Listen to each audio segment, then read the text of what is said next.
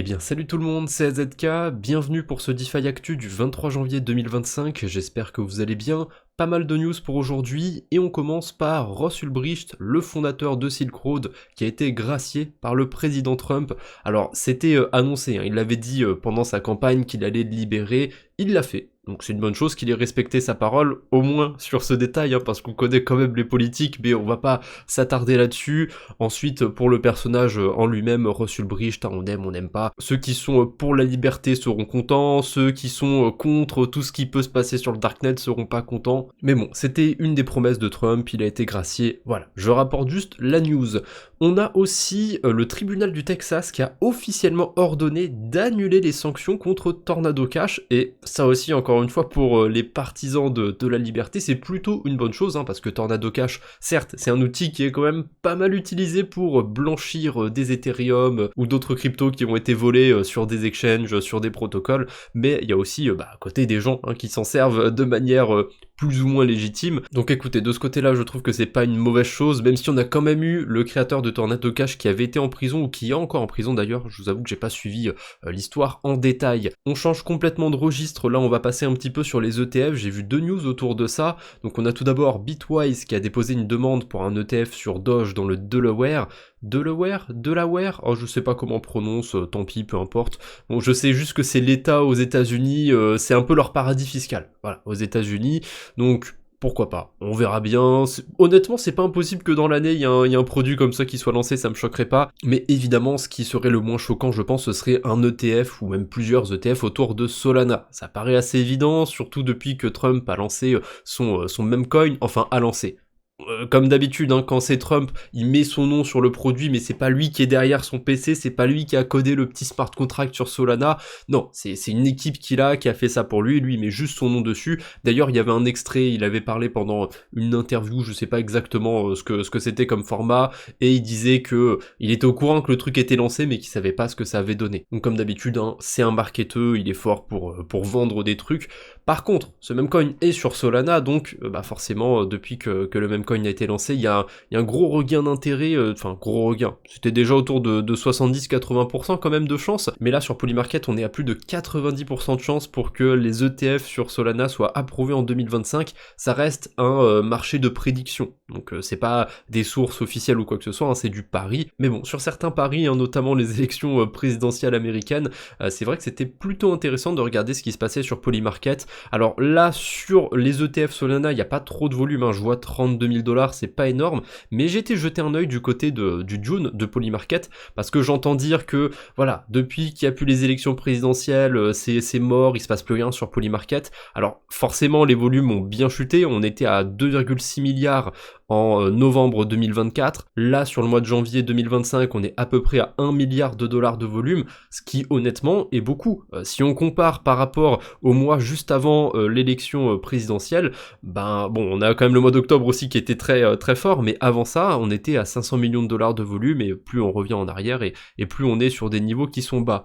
Donc mine de rien, Polymarket, c'est toujours d'actualité, il y a toujours pas mal de paris dessus, que ce soit sur d'autres événements politiques dans d'autres pays, que ce soit aussi sur des événements sportifs, bref, il y a plein de paris sur Polymarket. Après, depuis que ça a été interdit en France, on peut contourner avec un VPN, mais j'ai la flemme, donc depuis que ça a été interdit, j'ai complètement arrêté d'utiliser Polymarket. Mais bon, tant pis, c'est comme ça, c'est la vie. On enchaîne avec une autre news qui est plus ou moins liée au même coin de Trump, encore une fois, c'est la quantité de stablecoin sur Solana qui a explosé et qui a atteint 10 milliards de dollars. De ce que j'ai vu, c'est peut-être un ATH, j'ai pas été vérifié en détail sur DeFi Lama, doit y avoir ce genre de données, mais bon, en tout cas, on a atteint 10 milliards, c'est peut-être un ATH pour Solana. Évidemment, pourquoi ça a augmenté autant ? Il y a des gens qui ont bridgé des liquidités pour aller acheter le même coin Trump et compagnie, donc forcément, il y a de plus en plus. Donc forcément, il y a plus de stablecoins sur Solana, c'est vraiment passé de 5 milliards à 10 milliards d'un coup, c'est assez fou, donc il y avait une grosse demande autour de tout ça. Alors peut-être qu'il y a d'autres petits trucs à côté, des gens qui ont bridgé 1000 $ pour faire autre chose, mais le gros de la demande, c'était évidemment ce même coin. Il y a encore deux petites news autour de lui, je sais qu'il y en a qui sont saoulés, qui aiment pas en entendre parler. Bon, on a quand même World Liberty Financial, ça c'est assez original pour que je le cite dans cette vidéo, qui continue d'acheter des tokens avec les sous qu'ils ont levés. et ils ont acheté des tokens Tron, voilà, pour 7,5 millions de dollars. Je trouvais ça assez curieux, donc j'avais envie de le dire dans cette vidéo. Et la dernière news, ça va faire plaisir à ceux qui veulent pas entendre parler de Trump. On a un compte sur Twitter qui relaye les posts de Trump sur son réseau social, encore une fois, hein, il met juste son nom dessus, mais voilà. Et ce compte en question qui reposte du coup le contenu de l'autre réseau social de Trump, eh bien il s'est fait hacker, il a promu un token. Évidemment, comme il y avait la zizanie autour du token Trump, il y a des gens qui se sont lancés dessus. Je sais pas combien il y a eu de pertes exactement, mais à mon avis, ça devait être pas mal. On n'a pas eu que Trump hein, d'ailleurs, on a aussi le compte du Nasdaq, donc ça c'est assez ironique, qui aurait été hacké pour promouvoir un rug Stonks. Un faux token Stonks. En quelques heures, la market cap a grimpé à 80 millions de dollars avant de rug. Donc rug, hein, hop, tirer le tapis, comme on dit en bon anglais, donc ça veut dire que les gens qui ont lancé le coin, ils ont tout vendu, voilà, le truc est allé à zéro, il est allé à la cave, ils ont gagné plus de 4 millions de dollars, les vilains hackers, et ils ont a priori juste retweeté le lancement d'un même coin, comme quoi, parfois il en faut pas beaucoup pour influencer les gens. Et il y a un autre compte qui s'est fait hacker, c'est le compte Farcaster du cofondateur de MetaMask, qui a été compromis et qui a promu un même coin, donc ça arrive pas que sur Twitter a priori, ça peut arriver aussi sur d'autres réseaux sociaux, donc faites attention en général.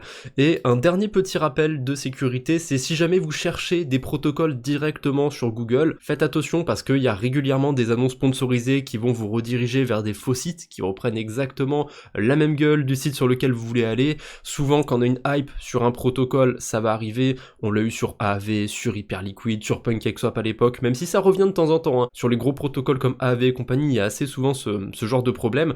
Il y a quand même plusieurs solutions pour éviter ça. DeFi Lama, ils ont lancé un petit outil qui vous permet de rechercher directement des protocoles. Si je tape AAV par exemple, je peux le chercher sur Google, mais DeFi Lama, ils ont indexé, entre guillemets, déjà plein de protocoles. Du coup, je peux directement aller sur le protocole AAV. Si je veux aller peut-être sur un truc un peu plus niché, qu'est-ce qu'on pourrait avoir TimeSwap, je suis pas sûr qu'il soit dessus, mais ah si, TimeSwap il est, voilà, TimeSwap il est dessus. On va en reparler un petit peu d'ailleurs après de TimeSwap. Un autre protocole que j'aime bien c'est Dolomite, on peut aussi aller directement sur Dolomite. Donc c'est une petite extension qui s'appelle Lama Search, si j'y pense, je vous mettrai le lien dans la description, c'est vachement pratique. Après les mauvaises nouvelles, on enchaîne comme d'habitude avec les levées de fonds, il y en a quelques-unes, alors comme d'habitude, hein, j'ai juste sélectionné celles que j'ai trouvées plus ou moins intéressante, mais il y en a plus que ça.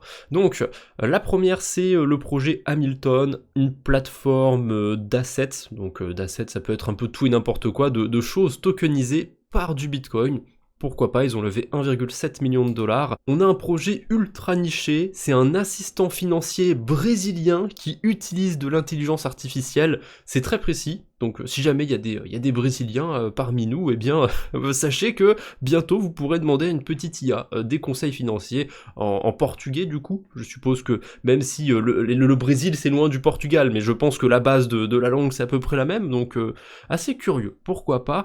On a Kepler aussi, je m'attendais pas à voir ça, Kepler qui a levé 5 millions de dollars avec une préévaluation à 50 millions de dollars. Quand il y a des préévaluations, à chaque fois ça me fait dire qu'il peut y avoir un token qui est lancé, bon ça veut rien dire, mais Kepler, c'est un wallet qui est là depuis un moment, ils ont aussi des validateurs, et ça j'en ai déjà parlé il y a un bon moment, quand je spéculais sur des airdrops autour de Cosmos, ou quand j'avais fait une grosse série de vidéos avec une centaine d'airdrops sur lesquels je spéculais, Kepler, j'avais dit qu'un truc qui était intéressant, c'est qu'ils avaient des validateurs, et du coup ça peut leur permettre de traquer un petit peu les utilisateurs qui ont utilisé leurs produits.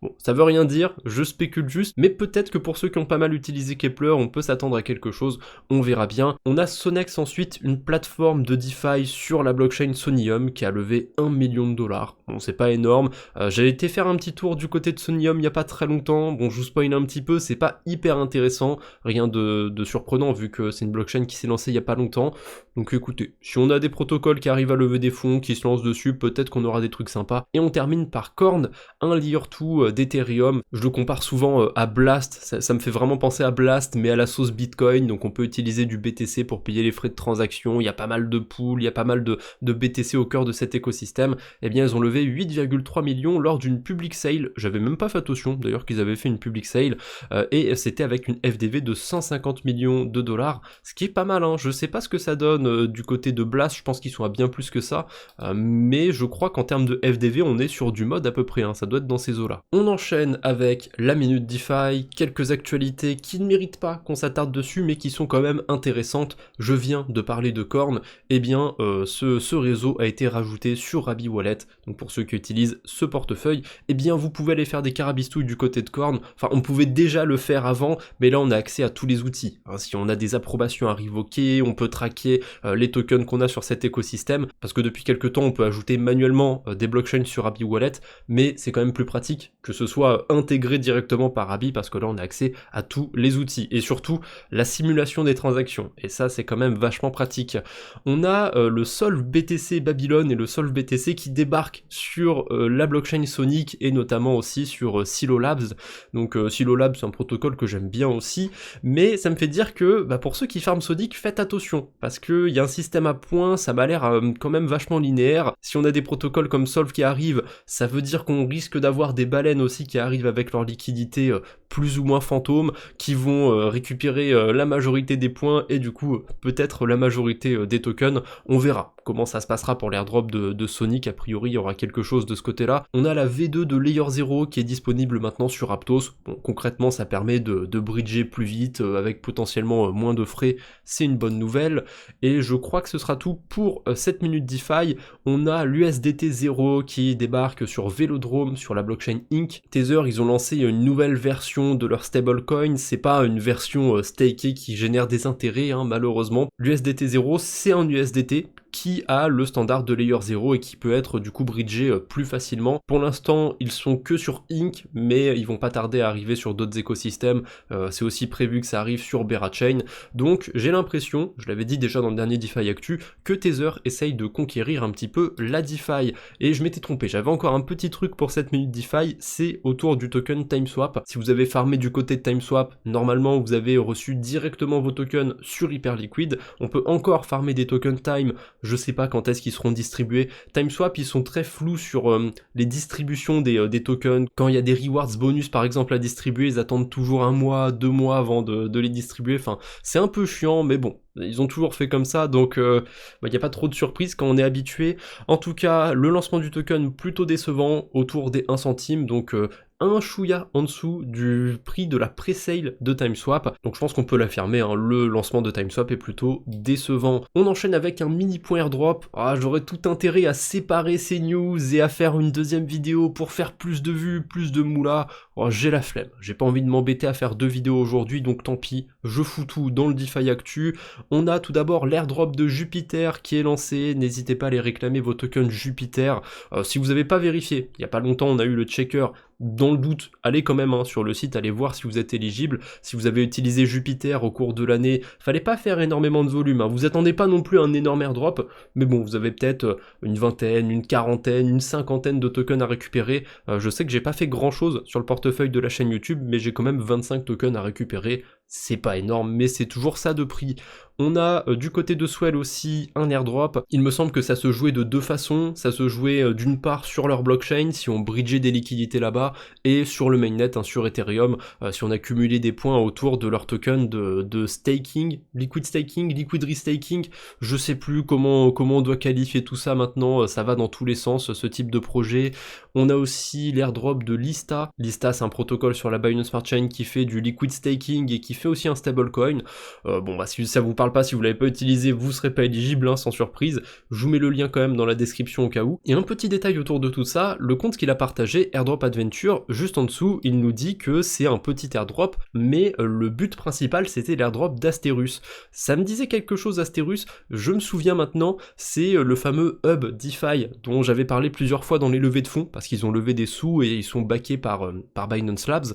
Donc on peut faire des stratégies du côté d'Asterus. On a notamment un produit sur du BNB qui va utiliser le BNB staké par Lista. Donc c'est pour ça que le compte d'Airdrop Adventure était éligible à l'airdrop de Lista, hein, c'est parce qu'ils l'ont farmé indirectement. Et ce que je trouve intéressant autour de ce produit, c'est qu'il y a un rendement pas dégueu sur le BNB. Alors il doit être très volatile, ça doit être en fonction des projets qui sont listés sur les launch pools de Binance, parce qu'il a un rendement aussi élevé grâce au launch pool de Binance. Mais bon, sachant qu'on a un côté BNB du coup qui génère 38% APY actuellement, mais admettons que même ce soit sur une moyenne de 10%, c'est déjà pas mal. À côté, on a un petit protocole de perpétuel, et on peut évidemment shorter BNB. Donc je vous en dis pas plus, ceux qui ont l'habitude de regarder mon contenu, vous savez déjà ce que j'envisage comme stratégie. Je pense pas aller le faire parce que j'ai pas particulièrement de liquidité disponible en ce moment, mais je vous laisse creuser, je vous laisse voir un petit peu ce qu'il y aurait à faire du côté de ce protocole, sait-on jamais.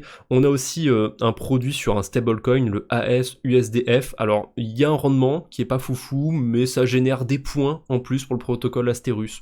Ouais, pourquoi pas. Moi je suis pas trop dans les points, j'avoue que la stratégie autour du BNB en delta neutre, elle est un peu plus intéressante, mais à surveiller quand même, parce que le rendement, il est lié au launch pool sur Binance, et si pendant 2 mois, 3 mois, il n'y a pas de launch pool, eh ben ça veut dire qu'il n'y a pas de rendement sexy, ça c'est évident. C'est toujours pas fini, on a encore d'autres petits airdrops, il y a celui de Network 3, toujours partagé par le compte d'Airdrop Adventure, ça me dit rien, j'ai pas touché à ce projet, donc si ça vous dit rien, il y a des chances que vous ne soyez pas éligible non plus, mais pour ceux qui ça parle, eh bien je vous mettrai le lien dans la description. Et enfin, pour terminer ce mini point airdrop, on a le Anime Coin, donc le fameux coin du projet Azuki, du projet NFT, qui devrait être lancé aujourd'hui. Au moment où j'enregistre la vidéo, c'est pas encore lancé, ça devrait être lancé autour de 14h heure française, donc vous aurez aussi le lien dans la description. Il y a des chances que vous regardiez cette vidéo après 14h le 23 janvier, voire même après le 23 janvier, donc n'hésitez pas à aller voir si vous êtes éligible. Ils avaient ratissé un petit peu large, notamment si vous avez staké des tokens Hype de Hyperliquid.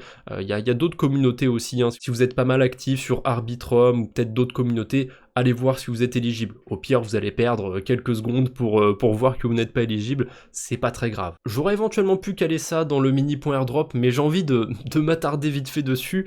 On a Scroll qui lance une saison 2. Pas très étonnant, venant d'eux, qui lancent une saison 2, ils essayent de relancer un petit peu la hype sur leur écosystème, la TVL, elle s'est écroulée, elle a dû faire un moins 90%, et c'est pas plus mal, je trouve que Scroll, c'est un très mauvais projet, une très mauvaise blockchain, les gens qui sont derrière, ils en ont complètement rien à foutre de leurs utilisateurs, ils sont prêts à mettre en avant des protocoles qui ont de la mauvaise dette, ils ont jamais fait un post pour mettre en garde sur le gros Ponzi de leur écosystème, et ça les arrangeait bien, puisque ça permettait d'avoir des beaux chiffres, d'avoir des liquidités chez eux. Bon, ça c'est un autre débat. Là, ils vont nous lancer des tokens de liquid staking. On va en avoir un sur de l'Ethereum, on va en avoir un aussi sur leur propre token, le token Scroll. Donc on aura des bonus de points si jamais on va staker de l'Ether ou des tokens Scroll, de ce que j'ai vu. Oh, on a plein de points farmés, c'est trop bien. La saison 1 était tellement bien, donc la saison 2 va forcément être meilleure. Ah là là, je n'irai pas farmer ce truc. Va des rétro satanas, reste très loin de moi Scroll, s'il te plaît. On a un truc sympathique du côté de Pendle, ça va être autour du projet Resolve, donc c'est un peu comme un Ethena, c'est-à-dire qu'ils ont un stablecoin backé par du delta neutre, et ils se sont déployés sur Base. On a une pool sympathique sur Pendle qui est boostée pour l'instant, c'est sympathique mais c'est un rendement qui va assez vite baisser, quand il y a des gens qui vont rajouter des liquidités, quand il va y avoir d'autres pools qui vont être lancés, il y aura moins de tokens Pendle alloués à cette pool là, mais on peut avoir un rendement qui est pas dégueu, on a un rendement fixe de 10% sur le LP, et en plus de ça, pour l'instant, on a un multiplicateur de points qui est un peu débile, on a un x60, donc ça fait beaucoup de points sur le LP, ça va pas durer, on sait pas combien de temps ça dure exactement, mais pour ceux que ça intéresse, pour ceux qui auraient envie de farmer ce protocole, eh bien on peut maintenant le farmer sur Base, on peut farmer plein de points sur la pool du côté de Pendle.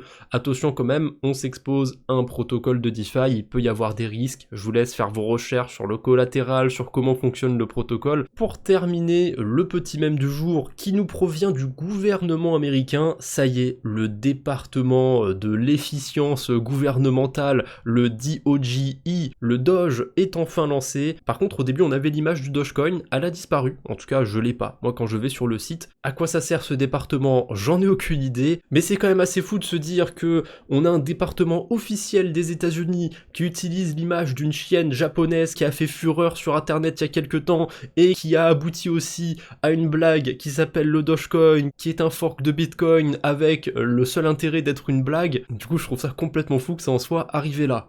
Bref, c'est tout ce que j'avais pour aujourd'hui, j'espère que cette petite dose d'actualité vous aura plu, on se retrouve bientôt j'espère, d'ici là portez-vous bien, salut tout le monde.